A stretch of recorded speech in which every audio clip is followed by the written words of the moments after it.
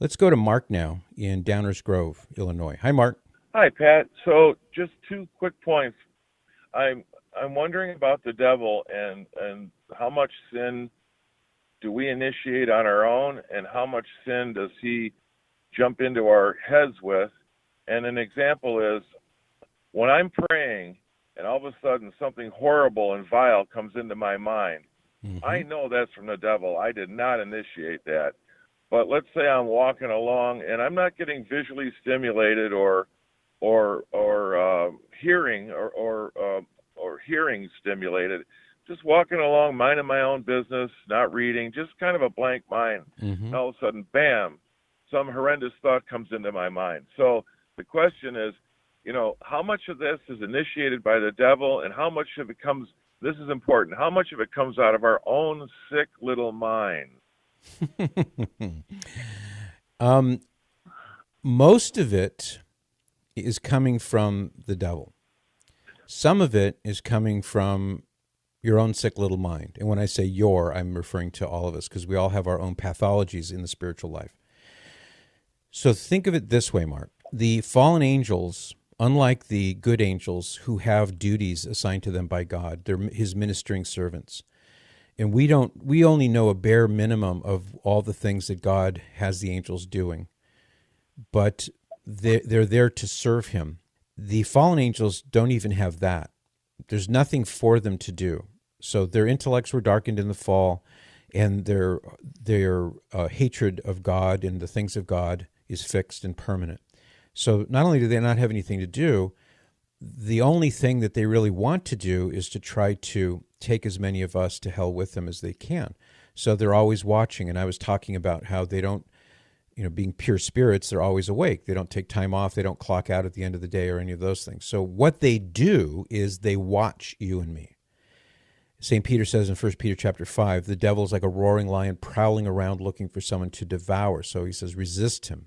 So because the devils are always looking for opportunities and they're watching us, we know that they can't know our secret thoughts. They can't read your mind, for example. Your imagination, and mine too, and everybody else's, it's an operation of your soul. It's a function of your soul. The imagination is the operation that takes the sensory input of what your senses tell you about the world around you, like what does pizza taste like, or what does a tree look like? And that information is processed in your intellect through the imagination, which creates a picture or a video, if you want to put it that way, of those things that you experience. Those things the devil can see. And so when over time he observes you and sees how you fall into sin and what are the things that trip you up more easily than other things, he makes a note of that. And he can also see, like, you know how some of these medical equipment, medical imaging devices and things, you can look at the human body and detect hot spots, like your forehead is hot or your, whatever. We can look at the brain and we see where it lights up. But apparently the devil also has the ability to kind of observe our physiology and see things like that as well. What exactly that may be, we don't know for sure, but the great saints who talk about this, St. Thomas Aquinas, for example, has a lot to say about that. So point being is, the things in your imagination that the devil has studied and said, okay, I know what's going to get him.